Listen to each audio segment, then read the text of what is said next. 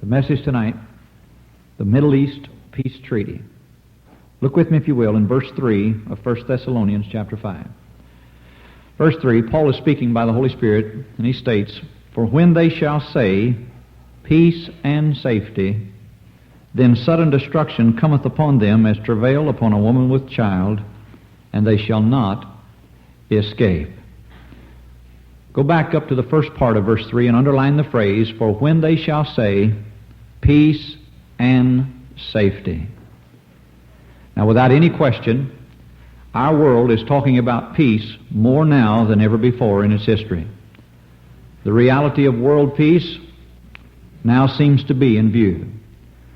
For many, many years, leaders of the different nations of our world have been saying things to the effect of, if you can bring peace to the Middle East, you'll bring peace to the world.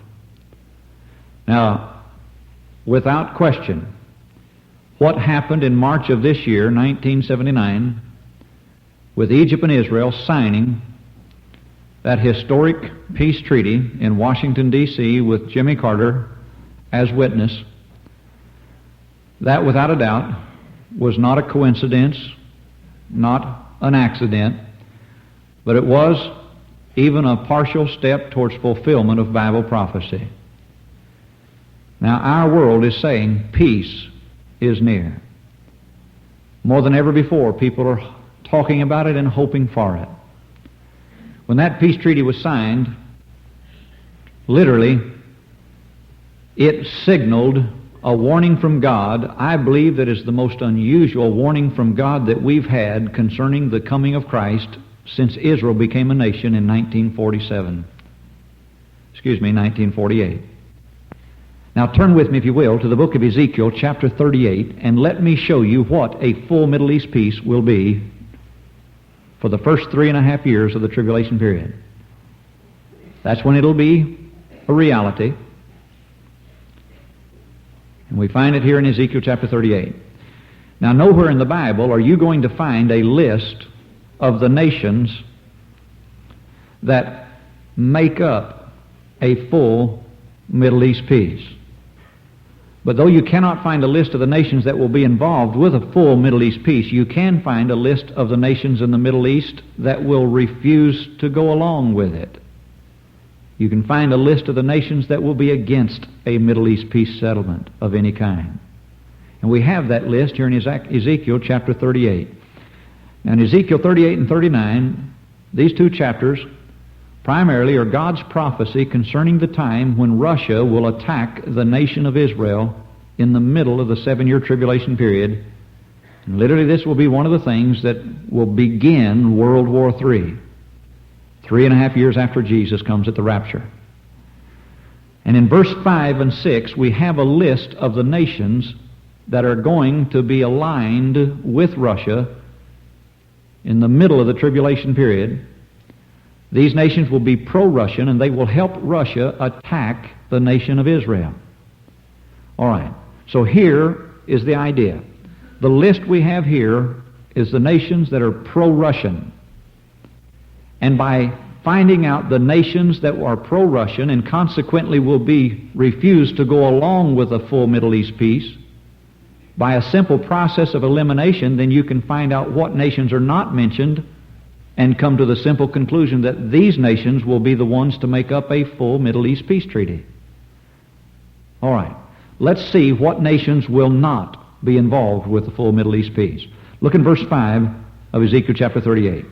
God gives us a list of nations that will fight with Russia in verse 5 and 6.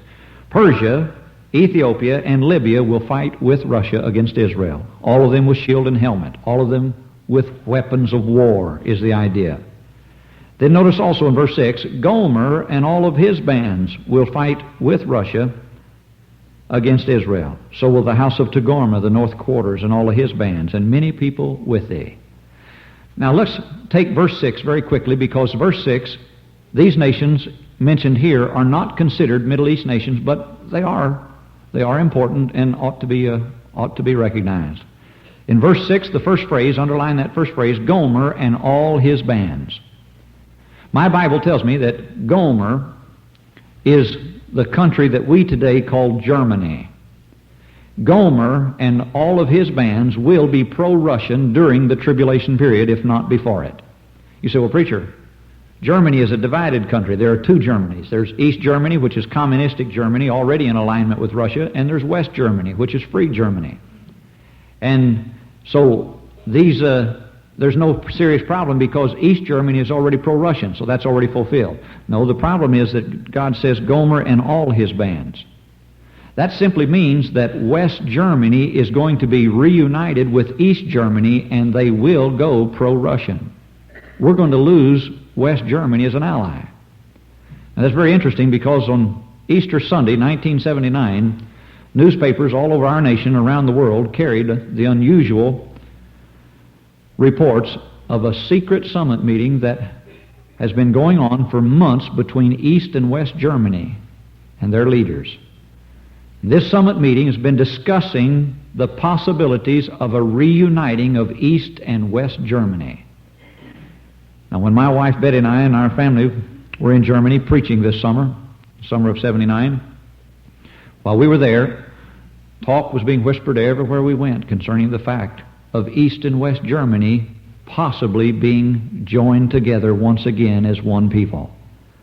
As a matter of fact, just a few weeks ago, West German officials made the statement that if the American economy continues to go downhill and can no longer be the strength to the European common market countries that it is right now, then West Germany is going to seriously considering reuniting with East Germany so that they can have the solidifying factor of Russia behind them. So everything's moving into place. Now, the house of Togarmah in verse 6 is Turkey. Turkey has been pro-Russian for a long time, so there's no problem. These two nations are either already in alignment with Russia or they're in the process of joining up completely. But we're interested in the Middle East countries. Turkey is not considered a Middle East country as such. What about the Middle East countries? All right, verse 5 is the one that covers them. These are the nations that will not go along with a full Middle East peace. This is what we're trying to show you first, so we can then find out what nations will be involved with it. Watch this carefully because you're going to see some unusual things. Verse 5, the first word, underline it, the word Persia. God says that Persia will be pro-Russian during the tribulation period. If not before it, the old Persian Empire territories. You say, Persia doesn't exist anymore as a nation, as a world power. No, I know it. But God, in essence, meant the countries of the Middle East that make up the old Persian Empire territory, those countries will be pro-Russian and thus will not go along with a full Middle East peace treaty. All right, what nations make up the old Persian Empire territory? There are four nations primarily in that area. Two of them, one of them called Iran and the other called Iraq. Now, Iraq has been pro-Russian in their foreign policy for a long time. So Iraq is already in position as far as aligning with Russia. But Iran, for years, that is until January of 1979, Iran was 100% pro-American, not pro-Russian. Now, for months before it ever happened, I preached, because of this verse right here in Ezekiel, I preached that the Shah of Iran would either have to leave his country voluntarily, be kicked out or exiled deliberately, or be killed. And of course, in January of 1979, the Shah of Iran voluntarily left his country. You say, preacher, how could you say something like that? How could you know for sure it would happen? It's simple. Because the Shah of Iran was 100% pro-American. His allegiance was to the United States of America because America is the nation that put him on the throne. And there's no way in the world he's going to turn his back on America, because we put him there. And so he had to be removed one way or the other. And of course, as you know now, a price has been put on the Shah's head. And any Iranian citizen that could kill the Shah anywhere in the world would be declared a national hero overnight. And we can understand a little bit more how they feel about that because of the crazy things that are taking place with Americans being held hostage in Tehran right now. Hey, what's happening? What's the whole purpose of it? It's simple. If you listen to the news, you're going to hear more and more that Ayatollah Khomeini is leaning towards a leftist political society. You say, I don't understand what that means. It's called socialism. Russia. See, the whole purpose of all of this turmoil is to get Iran into an alignment with Russia as far as foreign policy. They're going to be allies with Russia during the tribulation period, if not just before it. And we're watching the very thing take place right now. Hear me. God's getting the Middle East ready for the tribulation period. Iran is already the strongest political party in Iran, even with the collapse of the government this week. Still, the strongest political party in Iran is socialism right now. And it's become unbelievably strong just this year, 1979, because of the Shah of Iran having to leave. All right. Persia includes Iran and Iraq. And we can see the preparations for Iran to become pro-Russian right now. And then again, looking of the other two countries, there's four that make up the Persian territories, the old Persian Empire territories. Iran, Iraq, Syria, and Lebanon. These two countries also make up the old Persian Empire territories. Lebanon has been pro-Russian for a long time. We know the struggle that's been going on there, and the civil war, and what have you. Okay. But what about Syria? Syria, for years, has been a real friend of America. As a matter of fact, when your pastor and his wife was with my wife Betty and I and several other preachers and their wives and Christians and their wives, went to the Holy Land a couple of years ago. When we were in Damascus, Syria, I mean, the Syrian people, loved Americans. I mean, they'd come up to you and try to give you things and try to get you to eat some of their food. They'd even give it to you free, you know. And sometimes they just wanted to. They'd come out of the stores and pull you in a store just to show you their shop, you know, or let you see a restaurant. Oh, Americans, we're glad you're here. They loved Americans. That is until November 1977, when Anwar Sadat made his historic trip to Israel, that led to the signing of the peace treaty in March of 1979. Sadat was declared a woman and a traitor to the Arab world. And Syria, its leader, President Assad, and the people of Syria stated that America has become an enemy to the Arab Republic. They are no longer the friend of Syria because they have turned one of our own Arab countries against the other Arab countries. Assad got mad as a hornet about it. 2 weeks after Anwar Sadat was in Israel, Assad of Syria flew to Moscow and sat down with Brezhnev and said, we need a new friend.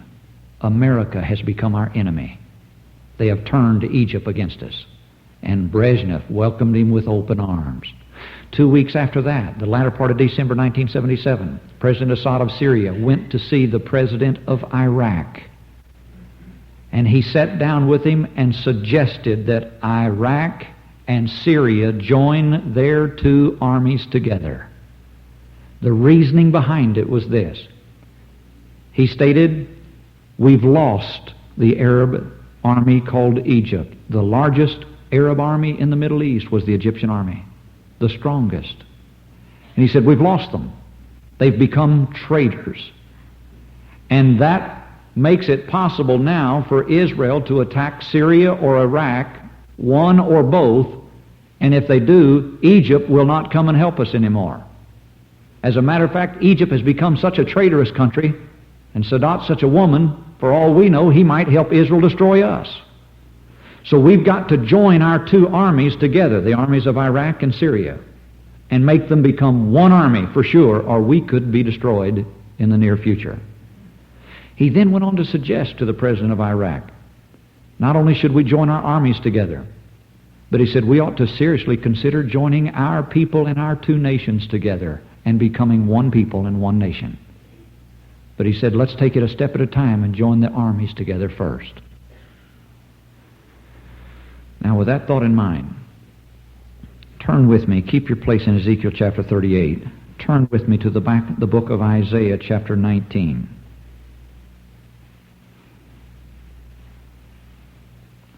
The book of Isaiah, chapter 19. Chapter 19 is a chapter of Bible prophecy. concerning Egypt during the tribulation period. Now, if you have not already gotten a copy of our message, The Sound of Horses, I would encourage you to get it, because it takes this chapter along with many others, chapter 6 and many things there of the book of Revelation. It takes them step by step and explains them and proves that Anwar Sadat's trip to Israel was not an accident, but what happened because of that trip is all right here in Isaiah 19. It's amazing. I don't have time to show you that. What I want to show you is verse 23. Just one thought.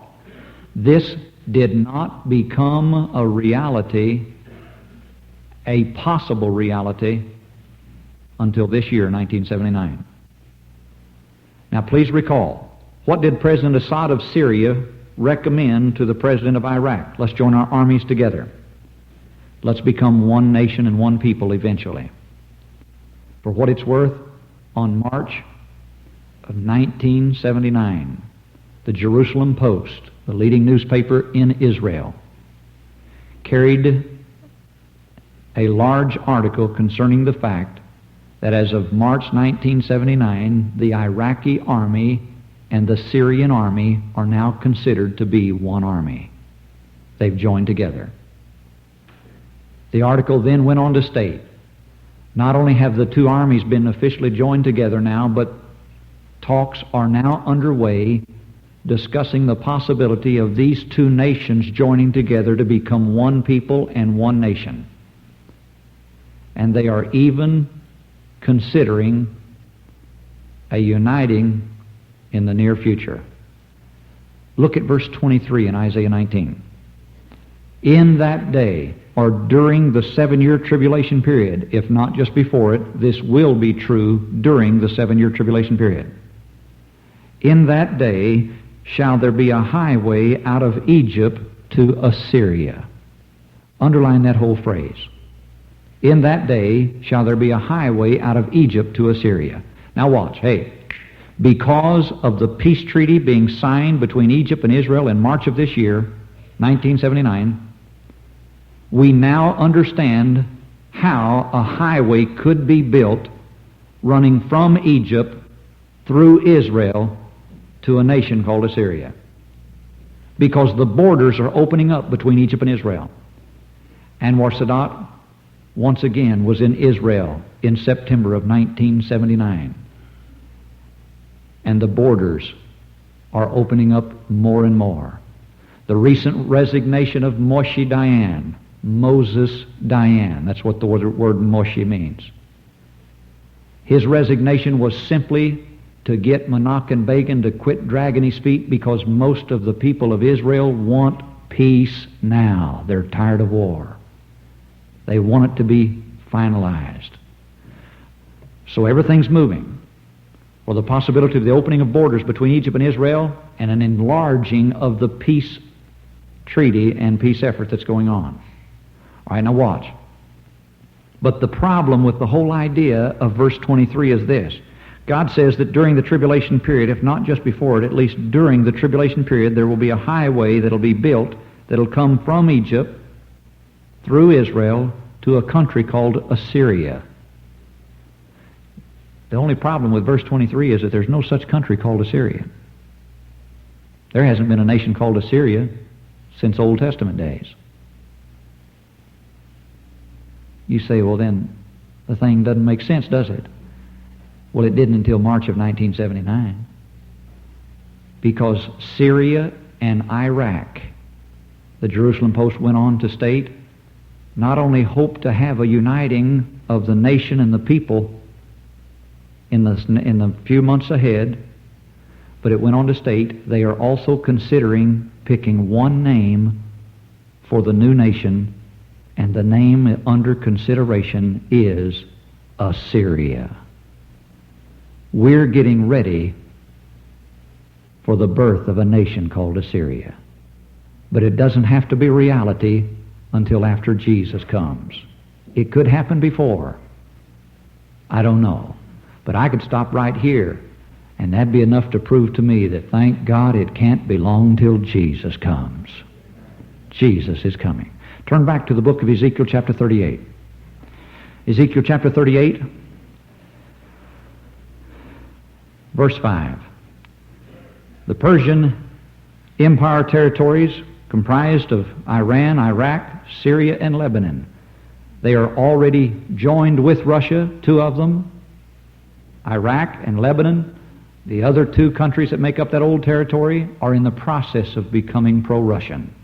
God says they don't have to be totally pro-Russian and join with Russia until after Jesus comes. But we can already see them moving towards the alignment. But verse 5 then goes on and tells us there are two other Middle East countries that will be pro-Russian and refuse to go along with a full Middle East peace. God says Ethiopia and Libya with them. All right, now watch. The two Arab countries, Ethiopia and Libya, if you know anything about the Middle East, are in location close to the nation called Egypt. Ethiopia is an Arab country just south of Egypt. It does not touch the border of Egypt, but it's not far from it. Libya is an Arab country that borders Egypt on the west side.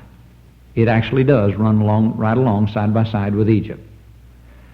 Now, in November of 1977, when Anwar Sadat made his historic trip to Israel and, quote-unquote, became the traitor to the Arab world, these two countries, both of them, Ethiopia and Libya, the last of December 77, the first week of January 1978, mad as a hornet, sent word to Anwar Sadat that he had become a traitor to the Arab world and that they were seriously considering attacking Egypt.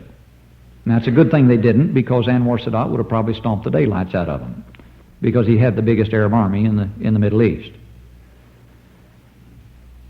But they did state, we may not attack you, but we at this moment break off all diplomatic relationships with you. And Ethiopia and Libya both immediately went pro-Russian in their foreign policy and have remained in that position to this day. So Ethiopia and Libya are in position. All right, these were the nations of the Middle East that will refuse to go along with a full Middle East peace treaty. Suddenly now you're going to see things that really make the whole Middle East picture make sense. Picture in your mind the Middle East and these countries. If you know anything about the Middle East map, it means that there are only 4 countries in the Middle East that will not be pro-Russian during the tribulation period. So there will be 4 countries that will be joined in a full Middle East peace. 2 of those countries have already signed a treaty, Israel and Egypt. That means there's only 2 countries remaining that must join the peace table in order to have a full Middle East peace. Those 2 countries, one of them is called Jordan, and the other is called Saudi Arabia. In September of 1979, when Anwar Sadat made his second historic trip to Israel, upon his return, King Hussein of Jordan sent word to him, to Sadat, after he returned back to Egypt. And he said, we are unbelievably impressed with the peace negotiations and efforts going on between your country and Israel. And Jordan is seriously considering joining the peace table. So Jordan is already leaning in that direction. It's a matter of time. But what about Saudi Arabia? That's a little bit more difficult. Saudi Arabia, Prince Faisal, unusual man. A man who is a dogmatic individualist. Nobody tells him what to do. And yet a man of character to a certain extent, seemingly, in the eyes of the world at least. And King Faisal made this statement. When Sadat went to Israel, he got upset about it too. He said, Sadat and Egypt have become traitors to the Arab world. He said they have become such traitors, a nation of women, that Saudi Arabia is considering attacking the nation of Egypt. He said, if they sign a peace treaty, we dead sure will attack them. And he said, if they sign a peace treaty, we'll not only attack them and destroy them, but he said, we'll cut off their financial aid. Every year, oil-rich Saudi Arabia, the largest oil-producing country in the Middle East, Saudi Arabia every year gives $50 billion in financial aid to Egypt. Egypt is not a rich country. It does not have much oil at all. Egypt financially is very, very insecure. He said, we'll cut off their assistance as well as attack them. The peace treaty was signed in March of 1979. The world watched to see what King Faisal of Saudi Arabia would do. 2 days passed, 3 days passed. The news media approached him. Are you going to attack Egypt now that they've signed a treaty with Israel, the enemy of the Arab world? He said, no, we decided we wouldn't attack them. Oh, but you're going to cut off the financial aid, not give them any more money. He said, no, we're not even going to do that. That in itself was a compromise.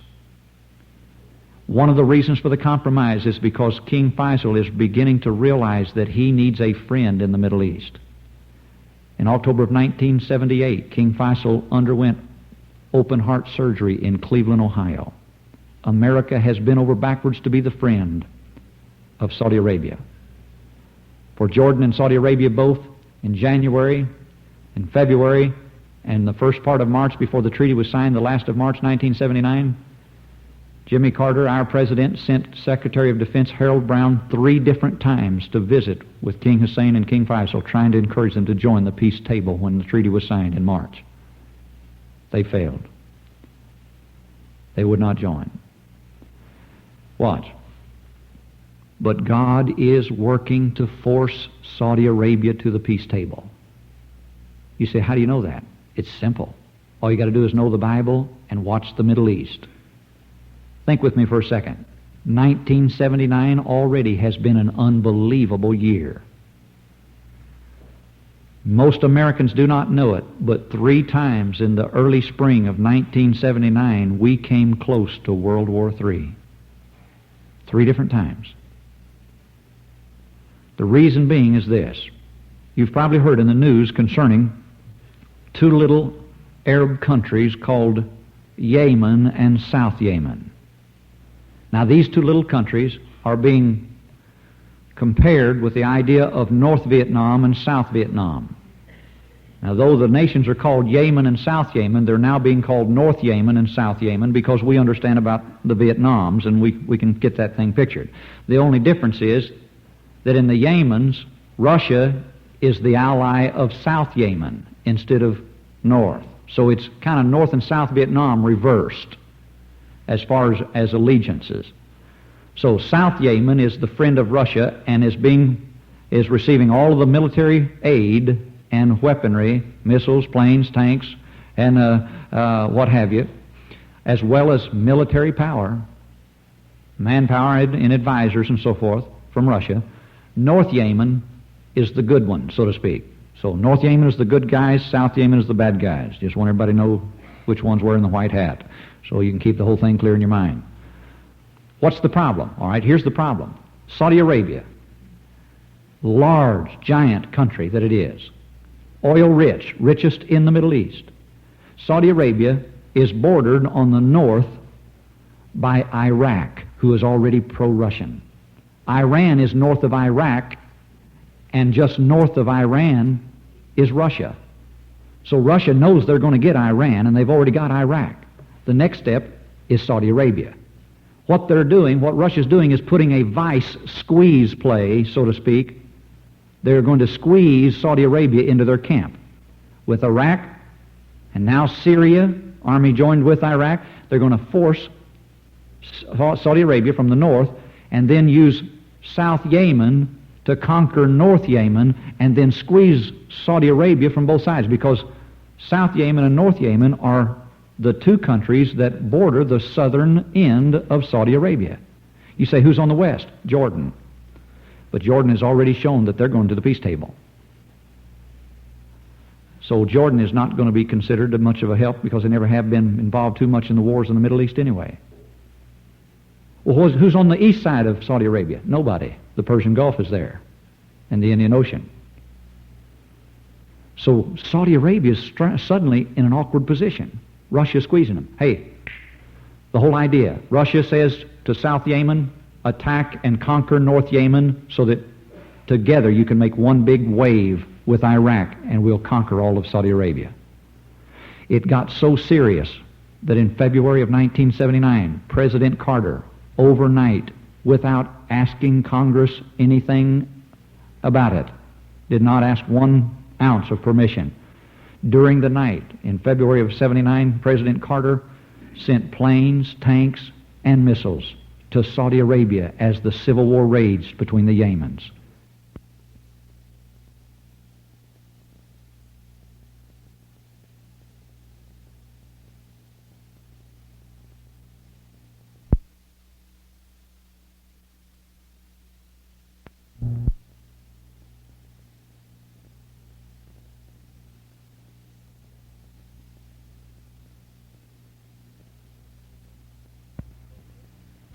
Because the armies of South Yemen were overflowing into Saudi Arabia and even fighting Saudi Arabians. They were also making very good strides against North Yemen. It looked as though they would conquer them. President Carter did not send planes, tanks, and missiles to North Yemen. He sent them to Saudi Arabia. Saudi Arabia is the ally of North Yemen. And he sent not only planes, tanks, and missiles, but he sent Marines, Air Force, Army, and Navy to jump off points in several different places of the Middle East. Aircraft carriers were strategically placed in the Indian Ocean. We were ready for World War III. It came that close, just that one time alone. The next morning, the headlines hit the newspapers of the world. President Carter states, America is ready to go to war to protect our oil interest in the Middle East. Because it is being proven to us that we will never, ever be able to get more oil from Iran. There's only one other country left in the Middle East that we can get it from, Saudi Arabia. You hear me? This whole picture shows that God is going to force Saudi Arabia to join the peace effort to become allied with Egypt, Israel, and Jordan, because it forms one big solid block, these four countries together. We're watching the whole thing get ready for a signing of a full Middle East peace treaty. But thank God before that treaty can be signed, I'm going home to be with Jesus. Jesus is coming. Now watch. Do you know what's going to start World War III? It's very simple. Daniel tells us about it in his book, chapter 11, verse 43. But the whole idea, the thing that's going to bring about World War III, is the energy crisis. The need for oil. You say, preacher, let me ask you a question. Do you honestly believe that there's a real oil shortage in our world today? I don't know. I haven't got the foggiest idea. As far as any dogmatic statement about it, I don't think any of us can make a statement that we could be hard and fast on. We're being told one thing from one side and told another thing from another side. The government says one thing, the oil companies say another thing. And the truth of the matter is the government's lied so many times it can't figure out who to believe. But you know, just between you, me, and the fence post, do you know, I hope you realize this, do you know that it does not matter to a hill of beans whether there's a real energy shortage or not? It doesn't matter if the whole thing's a lie. The energy crisis is still going to bring about World War III. Why? Because even if it's not true that we got plenty of oil, if the whole thing's a dirty lie, it doesn't matter because everybody thinks there's a shortage. They've accomplished their purpose. Hey, and if that's not enough, there's something else behind it pushing it over the edge. People are getting fed up with paying the high prices for oil and gas. And you better get ready for it. In the United States of America, by next summer, they are stating we will pay a minimum of $1.50 for a gallon of gas and very possibly $2 before the summer is over. Next summer. But we've got it easy. Most people overseas are paying $2.50 a gallon, some as high as $4 a gallon for gas.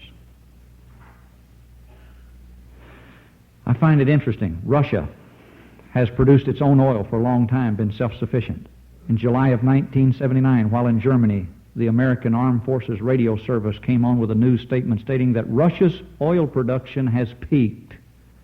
And Russia has now let it slip out that they're seriously considering buying oil for the Middle East, but they don't like the high prices.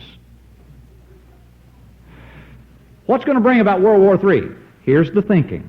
Nations like Russia and Red China, giant nations that they are, and even America, America's ready to go to war to protect our oil interest, quoting a president. But giant nations like Russia and Red China that have no qualms whatsoever about firing the first shot are sitting over there thinking this is ridiculous. We need oil. And here, some little 2x4 countries in the Middle East control 2/3 of all the oil in the world, and they're going to tell us what to do, like we're being told what to do right now by a little 2x4 country called Iran. It's unreal. But Russia says, I ain't going to put up with that. That's ridiculous. Let's go down there and stomp the daylights out of them, take all the oil, get what we need first, and then we'll sell it to other people if they do what we say. Let's control it. And World War III is going to be brought about because of that. I have an article taken from the Cincinnati Post dated May the 18th, 1979. The headline reads, Terrible Oil Wars. They could happen, but probably won't. Now, this was written by Dr. Howard Bucknell of Ohio State University. And the strange thing about this article, it reads almost as if he got it out of the Bible. This guy doesn't even claim to be saved. And he goes down and lists step by step the fact that even if the oil shortage is not real, people think it is.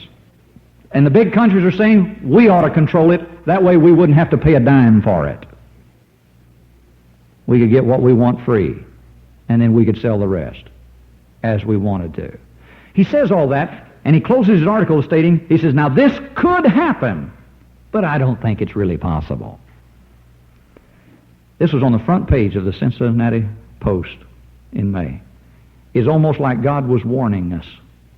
It's going to happen. We're getting ready for World War III. Correction. The world's getting ready for it. I'm ready for Jesus to come. Here's the last place I'll ask you to turn. Look with me, if you will, in Revelation chapter 6. Strange phenomena. We're working towards peace in the Middle East with an eventual world peace situation resulting from it. Because God does tell us that when a full Middle East comes at the beginning of the tribulation period, it will result in a worldwide peace situation. As a matter of fact, it's only because of that World War III does not start sooner than it does. The only thing that keeps World War III from starting is a full Middle East peace that results in a full world peace. The world will actually be saying, peace and safety. Isn't it wonderful? It's here. We finally did it. Because it'll look like they really did. But after 3.5 years, then sudden destruction. The whole thing will blow up in their face into World War III. But thank God Jesus is going to come first. Getting ready for peace and war at the same time. But I'm ready for Jesus to come. Look with me, if you will, in Revelation chapter 6. Now, in Revelation chapter 6, we go into great detail again on our message, the sound of horses. And take each horse. There are 4 horses mentioned in chapter 6. The white horse of world peace in verse 2. The red horse of world war in verse 4. The black horse of world famine in verse 6. And we're getting ready for that as well. In verse 8, I want you to see the pale horse of death. Underline the phrase, a pale horse. I looked, and behold, a pale horse. Now, what does the pale horse represent? That will be a horse of judgment during the tribulation period after Jesus comes at the rapture. Well, it goes on to state, and his name, the rider that sat on him, was Death. Underline the phrase, the word death. Circle it. Make it stand out. So what does the pale horse represent as far as God's judgment on the world during the tribulation period? Because that's when these horses come during the 7-year tribulation period. Right after Jesus comes at the rapture, they'll come at different times. What does it represent? It represents death and destruction. Notice also that God says that he has a companion with him, and hell followed with him. Do you know, in a simple idea, that most people who die during the 7-year tribulation period are going to die and go to hell? Now, there'll be a great number of people saved during the tribulation period, but only those who never had an opportunity to get saved before Jesus came at the rapture. And the world's full of people that have never heard the gospel. They don't know anything about Christ. They don't know anything about God. And there will be a worldwide revival during the tribulation period where great numbers, So great you couldn't stand there and go 1, 2, 3, 4, 5. You couldn't stand there and count them, which no man, individual person, could number by just going like this. All right. But the Bible tells us, in spite of that great revival, that literally most of the world will die and go to hell during the tribulation period. I had a man tell me, unusual man, he told me a few weeks ago in a meeting, he said, I'm not saved, but I'm not worried about it. He said, I'm going to get saved one of these days. I said, well, your days are going to run out. You might die before you get a chance. He said, I'll take a chance on that. He said, but I'm not worried about it. He said, my wife's saved. And he said, my children are saved. And he said, I go to church down there, and I know a lot of people in church down there are saved. And he said, just as soon as Jesus comes and everybody disappears, I'm going to know what's happening, and then I'm going to get saved. He hadn't read 2 Thessalonians chapter 2, verse 1 through 12. Because my Bible tells me, verse 10, 11, and 12, that God will send strong delusion to people who had an opportunity to get saved before Jesus comes, and they will believe and worship Antichrist, receiving the mark, the name, the number of the beast, and everybody who does that, God says, is doomed and damned to hell forever. God is going to make people believe that Antichrist is the real Christ who had a chance to get saved before Jesus comes but didn't do it, so that they'll be destroyed in hell forever. You hear me? Hey, if you're here tonight and you're not saved, God help you, you better get saved before Jesus comes, because if you've ever had a chance to get saved before and you don't do it, you'll never get another chance after he comes. Hell followed with him. But notice the unusual statements concerning the pale horse of death. And power was given unto him, verse 8, unto them, the horse and its rider, over the fourth part of the earth. Underline the phrase, fourth part of the earth. 1/4 of the population of our world today would be approximately 1 billion people. We have just over 4 billion people in the world today. Now watch. God says that 1/4 of the population of the world will be destroyed just because of the black horse of famine. That's what this 1 billion people represents. You say, are you sure that it doesn't include the red horse of war? No, the figures, the death toll figures for the red horse of war is found in Revelation chapter 9, verse 15, and it's 1/3 of the population of the world. So 1,333,000,000 people will die just because of World War III. Because it will be an atomic war, without question, according to verse 4, because a great sword will be used, or the greatest weapon of war the world has ever known. It will be a nuclear war. Okay. But the figure here for the death toll of the world of the black horse of famine is 1 billion people. Do you know if you put all the statistics in the Bible together, you'll discover that during the tribulation period, almost 3/4 of the entire world will be killed in one horrible way or another? I don't know about you, but it makes me say, praise God, I'm not going to be here. I'm going home to be with Jesus before this thing starts. Now watch. 1 billion people killed just because of world famine. In the spring of 1979, Dr. Paul Ehrlich of Yale University, a leading economist, prognosticator, a man with his eye on the world, even in the food supplies. And Dr. Paul Ehrlich made the statement, we can expect in the next 10 years to see 1 billion people die because of world famine.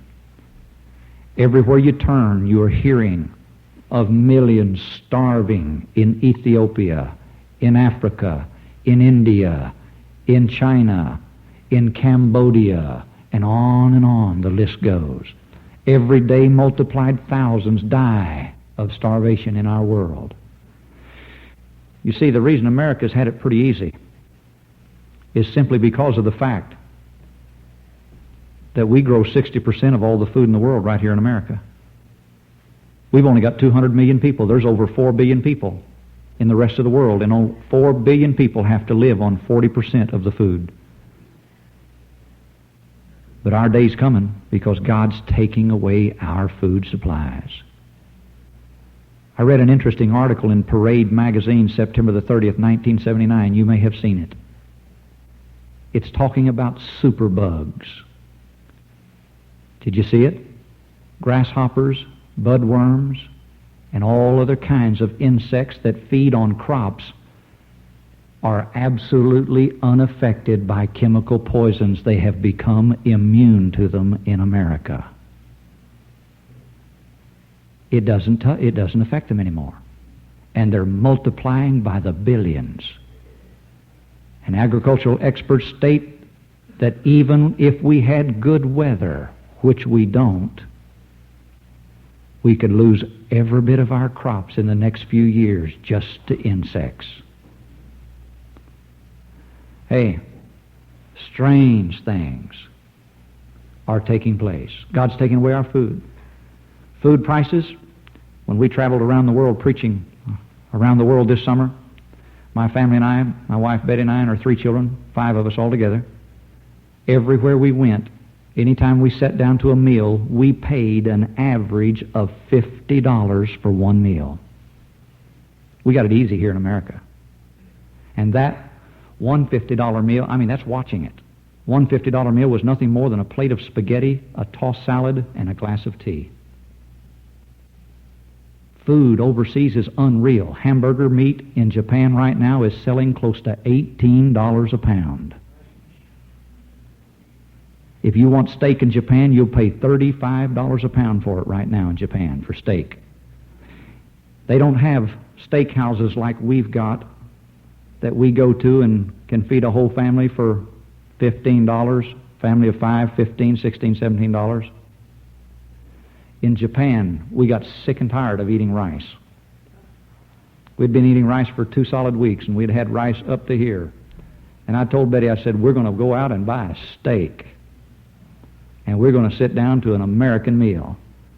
We went to a restaurant, looked at the menu, turned around, and walked out. For a family of 5, a steak dinner like we take for granted in our regular steak houses over here would have cost us $125. I don't know how those people eat and live at the same time. It's impossible. Hey, and it's coming to America. We're losing our cattle.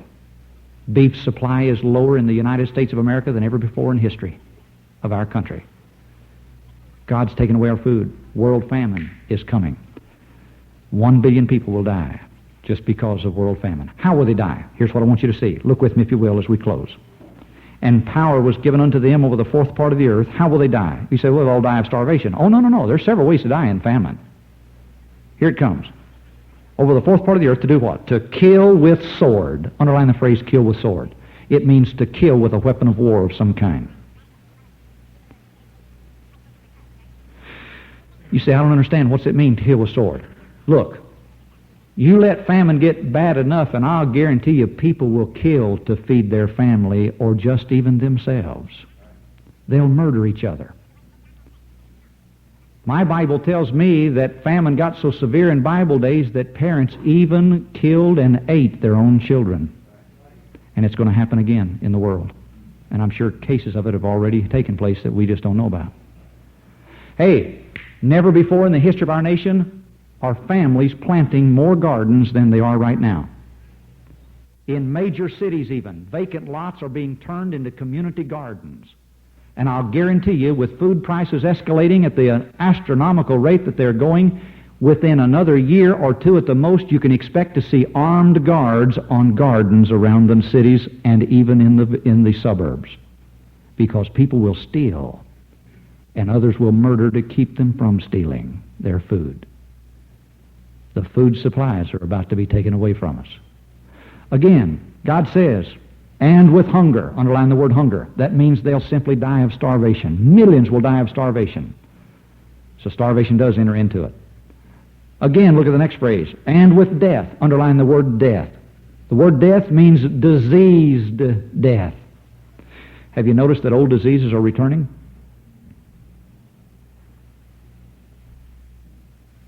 The fact of the matter is, we've got 3 brand new diseases in America killing Americans. We don't even know what they are. We laughingly call one of them Legionnaire's disease. 3 brand new diseases. Hey, but old diseases are coming back. For the first time in decades, cholera is now found in America. In May of 1979, for the first time in decades, many decades, the bubonic plague was discovered in California. It's being carried by multiplied hundreds, yea, thousands and hundreds of thousands of squirrels. And people are being told, don't feed the squirrels, don't let your kids try to catch them because you'll get the plague. People have already died on the West Coast from it. Public service announcements are telling parents, get your children inoculated not only for measles but polio, because polio is once again coming back. We are being warned that even old diseases like diphtheria, smallpox, typhoid, all of it could conceivably come back within the next few years if this trend continues. And it will. Have you ever noticed that following great catastrophes like major earthquakes where hundreds are killed, that they don't bother burying the people that died individually? They dig a deep hole with a bulldozer, dump the bodies in on top of each other and cover it over quick. Do you know why they do that? To hold down disease, the spread of disease. But my Bible says people will be dying of starvation by the multiplied millions so fast, and others will be being murdered so often that you can't bury them fast enough, and disease will spread like a plague this world has never known. It's coming. Those same insects that are resistant to all chemical poisons, the majority of the chemical poisons in America right now, it's true all over the world. Malaria, thought wants to be completely taken care of, even in the jungle areas of our world, is coming back because mosquitoes will not be affected by the chemical poisons anymore. It's already, malaria, yellow fever, encephalitis is already found in the Caribbean islands, and it is moving to Florida. And health department officials in the state of Florida are unbelievably concerned because they state we put the chemicals and even new chemicals all over the swamp areas, and they still come by the billions out of it. It's not working, and we're scared. Hey, it's unreal what's happening. Look at the last phrase in verse 8. They'll not only be killed with disease, but also it says, and with the beast of the earth. Underline the phrase beast of the earth. That means the creatures of the world will turn on human beings during the tribulation period after Jesus comes at the rapture. You say, what do you mean creatures? Well, it means animals of the world. And we're already seeing instances of it. Many of you recalled concerning the article from Nairobi, Kenya, 1 year ago, November the 11th, 1978, wild Ethiopian monkeys went on a hunger-crazed rampage, and they ate or devoured a middle-aged woman in one area of the country and two young boys in two other areas of the country, one boy 8 years old, one boy 9. And also they devoured whole herds of livestock, which included cattle and sheep. Monkeys began attacking animals and human beings in a maniac last-ditch effort to survive starvation, the article states. Creatures of the world turning on human beings. World famine is going to get so severe that literally the animals of the jungles will come out looking for human flesh. And it's already starting. You talk about a preview of coming attractions. God's warning us. Hey, troops had to be called out to shoot monkeys. The same kind of monkeys you go to the zoo to see and throw a peanut to. That would normally scatter when anybody comes around. They're now roving in packs like crazed wolves, and they are killing people. Troops had to be called out to shoot monkeys on sight. Didn't surprise the troops of Ethiopia too much because a few months before that they were called out to shoot elephants on sight. Whole herds of large elephants had to be exterminated because they were, in their hunger-crazed mania, were trampling villages, killing people, looking for food. You say, well, that's in the jungles over there. I don't know. I know that, but have you considered the fact that we've got jungle animals in every major city in America? In places called zoos. But we've got wild animals that aren't caged up at all. Mountain lions, pumas, bobcats. Do you know for many years in America there was a fear that the mountain lion, or the puma, as some people prefer to call it, was going completely extinct. And there was a ban put on shooting mountain lions. And for the last few years it looked as if they were completely gone from the face of the earth, with few exceptions. I have an article here dated the month of September, 1979. It is a magazine, a flight magazine on one of the airlines that I was flying. I was thumbing through it, and the article was on pumas and mountain lions that astonishingly are coming out of the holes of the earth in unbelievable numbers. The article went on to state the pumas and mountain lions, once thought to be dying out, are now being seen in amazing numbers throughout the United States of America, and especially in the northern states and the New England states. They're being seen by the scores. It's almost, the article went on to state, it's almost as if the mountain lions, for fear of personal extinction themselves, almost under someone's command, hid themselves and multiplied to great numbers and are now coming out. Accident? Not on your life, brother. We're getting ready for the tribulation period. Again, the word creatures does not mean just wild animals. It means even your household pet dog. Your pet cat will turn on its owners. In the last 2.5 years in the United States of America, almost 50 babies have been eaten by the household pet dog. What's happening? Tribulation's coming.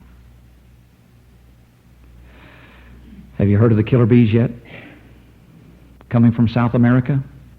You see, it's not just animals, it's even creatures that we consider insect and so forth. The killer bees of South America, while in Tallahassee, Florida, in March of 1979, I was watching the local evening news while getting ready for the service, and the newscaster came on and gave this report. I jotted down as best I could. He made this statement: today in Tallahassee, Florida, a 16-year-old boy was attacked and killed by a swarm of bees. It was as if the bees, on command from some unseen force, attacked the young 16-year-old boy as he walked along the road several hundred yards from where the bees were kept. These, by the way, were not killer bees, they were honeybees. It went on to state that the beekeepers tending the bees were shocked whenever the bees massed in swarms, several of them above the hives, as if on a given command from someone, and went several hundred yards straight flight to the young man and stung him till he died. The young man was too far away to have thrown a rock to do anything to antagonize the bees, but yet they did it. May 1979, while in Cincinnati, Ohio, again, local evening news in Cincinnati, a report came on that a swarm of bees had attacked a construction worker, almost as if they picked him out on purpose, and attacked a construction worker while a beekeeper was trying to collect them where they had swarmed on a construction scaffold. The man did not die, but he was in serious condition in the hospital. The bees swarmed up and left out of sight, unable to be caught by the beekeeper, which is abnormal. Other reports around the nation indicate that bees in America and around the world are acting in unusual, abnormal, and even unpredictable ways for the first time in history. We can't tell what the bees are doing. May 1979, 2 semi-tractor trailer truck loads of bees carried from New York through Pennsylvania, jackknifed. Multiplied millions of bees filled the fields around the accident location. Beekeepers were called in within an hour. They arrived, normally a simple procedure to recollect the bees, load them on the trucks, and go on. But once the beekeepers moved to the fields, the bees massed up in swarms in several different bodies, and as if on command flew off in every direction and have not been found since. Many of the science fiction ideas that we've watched, like Alfred Hitchcock's The Birds and all of that, is going to come true during the tribulation period. I don't know about you, but I say, thank God Jesus is coming. May 1979, New York City, several thousand rats filled an alleyway several blocks long. The rats, after seemingly holding some kind of a conference, swarming over each other, crawling and screaming. The rats then, as if on a given command, went out in armies, collective masses, bodies of rats, into the streets of New York City and attacked hundreds of people. 2 people were killed. And it's happened 3 different times already this year. What's going on? Brother, we're getting ready for tribulation. Correction. The world is. I'm ready for Jesus to come. God help you. If you're not saved, you better get saved. If you are saved, you better sell out to Christ. You better set Bible standards as your way of living. Because thank God it can't be long till Jesus comes. Bow your heads and close your eyes.